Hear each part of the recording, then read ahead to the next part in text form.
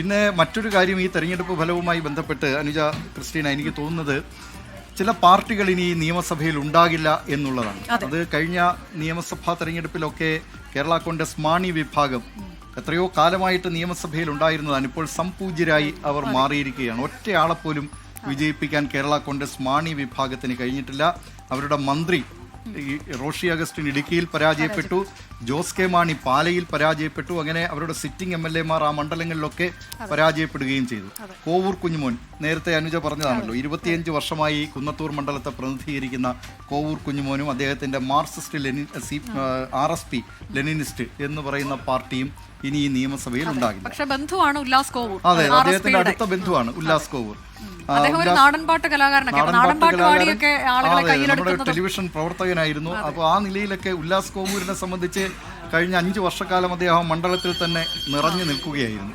അതിനുള്ള അംഗീകാരം അവിടുത്തെ ജനങ്ങൾ നൽകിയിട്ടുണ്ട്. അതുപോലെ കേരള കോൺഗ്രസ് KB ഗണേഷ് കുമാർ പത്തനാപുരത്ത് പരാജയപ്പെട്ടതോടുകൂടി ആ പാർട്ടിക്കും പ്രാതിനിധ്യമില്ലാതെ. അവിടെയും ജ്യോതികുമാർ ചാമക്കാല കഴിഞ്ഞ 5 വർഷമായിട്ട് ഈ മണ്ഡലത്തിൽ പ്രവർത്തിക്കുന്നുണ്ടായിരുന്നു. കഴിഞ്ഞ തവണത്തെ പരാജയത്തിന് ശേഷം അതെ, നല്ല നിലയിൽ അദ്ദേഹം പ്രവർത്തിച്ചു. മറ്റൊന്ന് അതുവഴി കറങ്ങിയപ്പോൾ ഞാൻ കണ്ട ഒരു കാഴ്ച എന്ന് വെച്ചാൽ ഈ ഫ്ലെക്സിലൊക്കെ ഉമ്മൻചാണ്ടിക്കൊപ്പം ജ്യോതികുമാർ ചാമക്കാല ഇരിക്കുന്ന പോസ്റ്ററുകളാണ് പലയിടത്തും അദ്ദേഹം ഉപയോഗിച്ചിട്ടുള്ളത്.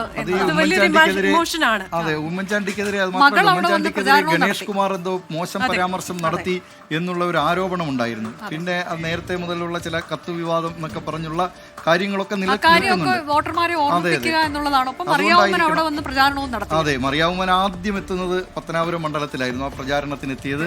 അപ്പോൾ അതൊക്കെ ഏതായാലും ജ്യോതികുമാർ ചാമക്കാലയ്ക്ക് സഹായകമായിട്ടുണ്ട്. മറ്റൊന്ന്, ഞാൻ ആ ചെറിയ പാർട്ടികളുടെ കാര്യം പറഞ്ഞു തന്നെ, നിയമസഭയിൽ നിന്ന് അപ്രത്യക്ഷമാകുന്ന പാർട്ടികൾ. NCP എലത്തൂരിൽ AK ശശീന്ദ്രൻ പരാജയപ്പെട്ടു, കുട്ടനാട്ടിൽ തോമസ് K തോമസ് പരാജയപ്പെട്ടു. അങ്ങനെ NCPക്കും ഈ നിയമസഭയിൽ പ്രാതിനിധ്യമില്ലാതായി. INL അഹമ്മദ് ദേവർകോവിൽ പ്രതിനിധീകരിച്ചിരുന്ന പാർട്ടിയാണ്. അഹമ്മദ് ദേവർകോവിലിന്റെ പരാജയത്തോടെ ആ പാർട്ടിക്കും പ്രാതിനിധ്യം ഇല്ലാതായി. കോൺഗ്രസ് കടന്നപ്പള്ളി രാമേന്ദ്രൻ, അദ്ദേഹത്തെ കൊണ്ട് സാധാരണ മുഖ്യമന്ത്രി വളരെ വിശ്വസ്തരായി കൊണ്ടു നടന്ന 2 പേരാണ്. ഒന്ന് രാമേന്ദ്രൻ കടന്നപ്പള്ളിയും മറ്റൊന്ന് AK ശശീന്ദ്രനും. അപ്പോൾ കടന്നപ്പള്ളി രാമേന്ദ്രനും പരാജയപ്പെട്ടു. അങ്ങനെ ഈ നിയമസഭയിൽ പ്രാതിനിധ്യമില്ലാത്ത നിരവധി ചെറു പാർട്ടികൾ ഉണ്ട്. അതേസമയം തന്നെ UDF പക്ഷത്ത് നിന്ന് ചില ചെറിയ പാർട്ടികളൊക്കെ വിജയിച്ചിട്ടുമുണ്ട്. ഇപ്പോൾ KK രമ, RMP നേതാവ്, അദ്ദേഹം മത്സരിച്ചിട്ടില്ല, പകരം മത്സരിച്ച ആളും പരാജയപ്പെട്ടു. അതെ, K കൃഷ്ണൻകുട്ടിയെ പകരം മത്സരിച്ചിരുന്ന ആള്, അതെ, അദ്ദേഹവും പരാജയപ്പെട്ടു. മുരുകദാസ് ചിറ്റൂരിൽ പരാജയപ്പെട്ടു. അതോടുകൂടി അദ്ദേഹത്തിന്റെ പാർട്ടി ISJD അതിന്റെ കാര്യത്തിൽ ഒരു തീരുമാനമായി. മാർട്ടി T തോമസും പരാജയപ്പെട്ടു. പിന്നെ RJDക്ക് പക്ഷേ ഒരു MLA ഉണ്ട് ഇത്തവണ. അത് കൂത്തുപറമ്പിൽ നിന്ന് പ്രവീൺ നിയമസഭയിലേക്ക് തെരഞ്ഞെടുക്കപ്പെട്ടിട്ടുണ്ട്.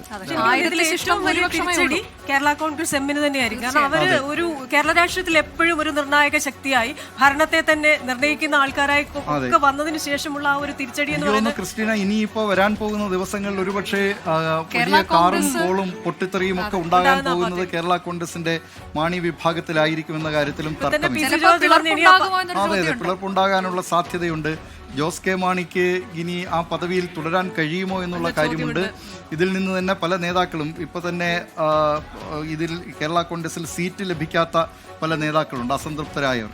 അവരൊക്കെ ഇനി എന്ത് ചെയ്യും? അവരൊക്കെ പെട്ടെന്ന് ചിലപ്പോൾ ഒരുപക്ഷെ ഒരു തീരുമാനം എടുക്കാനുള്ള സാധ്യതയാണ്. ഇതിനു മുൻപ് തന്നെ ഒരുപക്ഷെ UDFിലേക്ക് പോകുമെന്ന വാർത്ത വന്നല്ലോ. ജോസ് കെ മാണിയൊക്കെ അതിന് നിൽക്കുകയാണ് എന്ന് പറയുമ്പോൾ അദ്ദേഹത്തിനൊപ്പം ചില MLA-മാരുണ്ട് എന്ന വാർത്ത. റോഷി അഗസ്റ്റിന്റെ ഒറ്റയാളാണ് പിടിച്ചു നിർത്തിയത് എന്നത് അന്ന് തന്നെ വാർത്തയായി വന്നതാണ്. പിന്നീട് ജോസ് കെ മാണി അതൊക്കെ നിഷേധിച്ചെങ്കിലും പക്ഷെ അത്തരം ചർച്ചകളൊക്കെ ഇനി ഉയർന്നു വരാനുള്ള സാധ്യത വളരെ കൂടുതലാണ് കേരള കോൺഗ്രസിനെ സംബന്ധിച്ച്. ആ പാർട്ടിയുടെ നിലനിൽപ്പ് തന്നെ ഇനി ഒരു വലിയ പ്രശ്നത്തിലേക്ക് പോവുകയാണ്. PC ജോർജ് പറഞ്ഞു കേരള കോൺഗ്രസ് എന്ന ഒരു പാർട്ടിക്ക് ഒരൊറ്റ MLA പോലും ഇല്ലാത്ത സ്ഥിതിക്ക് പാർട്ടി പിരിച്ചുവിടണം, അങ്ങനെ ഒരു സ്റ്റേറ്റ്മെന്റ് കൂടി അദ്ദേഹം. മറുവശത്ത് UDF പക്ഷത്ത് ഈ പറഞ്ഞതുപോലെ RMP KK രമയുണ്ട്, മാണി C കാപ്പനുണ്ട്, ഷിബു ബേബി ജോൺ. RSPയെ സംബന്ധിച്ച് 4 സീറ്റിലാണ് അവർ മത്സരിച്ചത്. അതിൽ 3 സീറ്റിൽ വിജയിച്ചു. അതായത് കഴിഞ്ഞ തവണ അവർക്ക് RSPക്ക് ആരും ഉണ്ടായിരുന്നില്ല നിയമസഭയിൽ.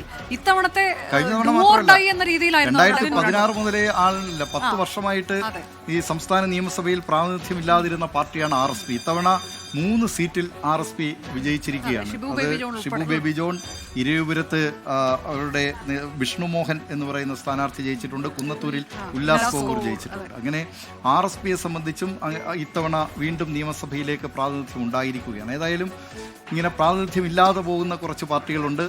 പുതുതായി പ്രാതിനിധ്യം ഉണ്ടാകുന്ന വളരെ അപൂർവം പാർട്ടികൾ എന്ന് പറയാം.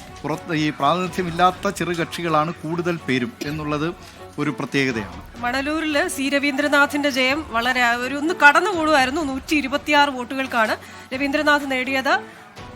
65,337 വോട്ടാണ്. TN പ്രതാപൻ നേടിയത് 65,211 വോട്ടുകൾ. അങ്ങനെ 126 വോട്ടിനാണ് അദ്ദേഹം ജയിച്ചിരിക്കുന്നത്. ഇങ്ങനെ ചെറിയ വോട്ടുകൾക്കൊക്കെ ജയിച്ചു കയറുന്ന ഒന്നിലേറെ കഴക്കൂട്ടത്ത് തന്നെ റീകൗണ്ടിങ്ങിലേക്ക് പോയിരിക്കുകയാണ്. റീകൗണ്ടിങ് ആവശ്യപ്പെട്ടു.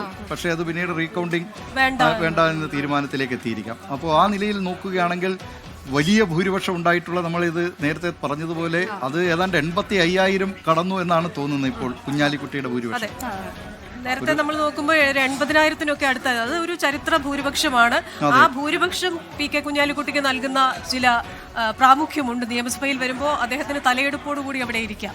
മലപ്പുറം എന്ന് പറയുന്നത് ലീഗിനെ സംബന്ധിച്ച് വളരെ ഉറച്ച കോട്ടയാണ് എന്ന കാര്യത്തിൽ സംശയമില്ല. ഇപ്പോൾ പണ്ട് കൊല്ലത്തെ മുസ്ലിം ലീഗ് നേതാവായിരുന്ന യൂനുസ് കുഞ്ഞുണ്ട്. അദ്ദേഹം തുടർച്ചയായി ഇരവിപുരം മണ്ഡലത്തിൽ മത്സരിക്കും, പരാജയപ്പെടും. തെക്കൻ കേരളത്തിൽ മുസ്ലിം ലീഗിന് ലഭിക്കുന്ന സീറ്റുകളിൽ ഒന്നായിരുന്നു, നൽകുന്ന സീറ്റുകളിൽ ഒന്നായിരുന്നു ഇരവിപുരം എന്നുള്ളത് കൊണ്ട് തന്നെ യൂനുസ് കുഞ്ഞ് സ്ഥിരം മത്സരിക്കുക, പരാജയപ്പെടുക എന്നുള്ളതായിരുന്നു. അത് പിന്നീട് അദ്ദേഹത്തെ MLA ആക്കുന്നതിന് വേണ്ടി ലീഗ് നേതൃത്വം മലപ്പുറത്ത് കൊണ്ടുപോയി മത്സരിപ്പിച്ചാണ് അദ്ദേഹത്തെ വിജയിപ്പിച്ചത്. അങ്ങനെ മലപ്പുറം ഒരു ഉറച്ച കോട്ടയാണ്. പക്ഷേ എന്നാലും ഇത്രയും ഭൂരിപക്ഷം എതിരാളികൾ പോലും പ്രതീക്ഷിക്കില്ല. മറ്റൊരു കാര്യം അവിടെ തന്നെ നോക്കൂ, അത് മലപ്പുറം ജില്ലയാകെ തൂത്തുവാരിയിരിക്കുകയാണ് UDF. VS ജോയിയുടെ വിജയം തവന്നൂരിൽ വലിയ വിജയമെന്ന് പറയാം. അവിടെ ഈ പറയുന്ന സാമുദായിക സമവാക്യങ്ങളെല്ലാം അപ്രസക്തമാക്കുന്ന വിജയമാണ്. ഈ VS ജോയിയുടെ നമ്മൾ ഈ സമുദായം പറയുന്നത് ശരിയല്ലെങ്കിൽ പോലും ക്രൈസ്തവ സമുദായത്തിൽ പെട്ടയാളാണ്. പക്ഷെ ആ മണ്ഡലത്തിൽ അദ്ദേഹത്തിന്റെ സമുദായം എന്ന് പറയുന്നത് 1% പോലും ഇല്ല. പക്ഷെ അവിടുത്തെ മുസ്ലിം ഹൈന്ദവ വിഭാഗങ്ങളിലൊക്കെ VS ജോയിയെ പിന്തുണയ്ക്കുകയും അങ്ങനെ VS ജോയിക്ക് വലിയ ഭൂരിപക്ഷത്തോടു കൂടി അവിടെ KT ജലീലിനെതിരെ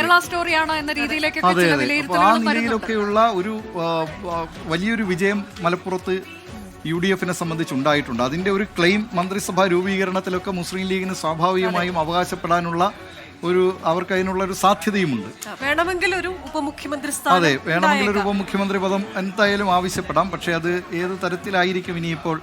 കാരണം ലീഗിനെ സംബന്ധിച്ച് ഏറ്റവും എടുത്തു പറയേണ്ട മറ്റൊന്ന് ഫാത്തിമ തെഹലിയ. ആദ്യമായ ഒരു വനിതാ വർഷങ്ങൾക്ക് ശേഷം എത്തിയിരിക്കുന്നു. മുസ്ലിം ലീഗിനെ സംബന്ധിച്ച് ആദ്യത്തെ ഒരു വനിത കൂടിയാണ്. മുസ്ലിം സമുദായത്തിൽ നിന്നുള്ള ഒരു വനിതാ MLA മുസ്ലിം ലീഗിനെ സംബന്ധിച്ച് ഉണ്ടാകുന്നു എന്നത് ചരിത്രത്തിൽ നേരത്തെ സ്ഥാനാർത്ഥികൾ ഉണ്ടായിട്ടുണ്ട്. ഇപ്പോൾ 2 തവണയായി നമ്മുടെ ഖമറുന്നിസ അൻവർ മത്സരിച്ചിട്ടുണ്ട്, നൂർബിന റഷീദ് മത്സരിച്ചിട്ടുണ്ട്. പക്ഷെ അവർ പരാജയപ്പെട്ടു.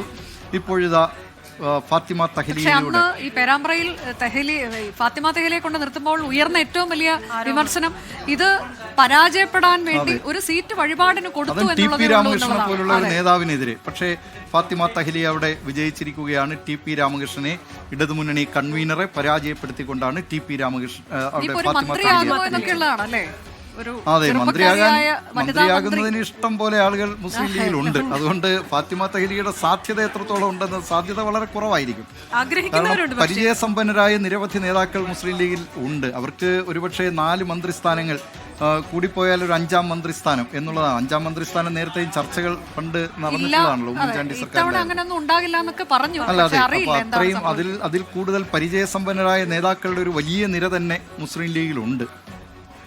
ഫാത്തിമ തഹലിയയ്ക്കൊക്കെ ഏതായാലും ഇനി വരും കാലത്ത് മന്ത്രിയാകാം എന്നുള്ള ഒരു ഇതൊക്കെ ആയിരിക്കാം. അങ്ങനെയൊന്നും ഏതായാലും ഫാത്തിമ തഹലിയെ പോലും ആഗ്രഹിക്കാൻ ഇടയില്ല ഇത്തവണ.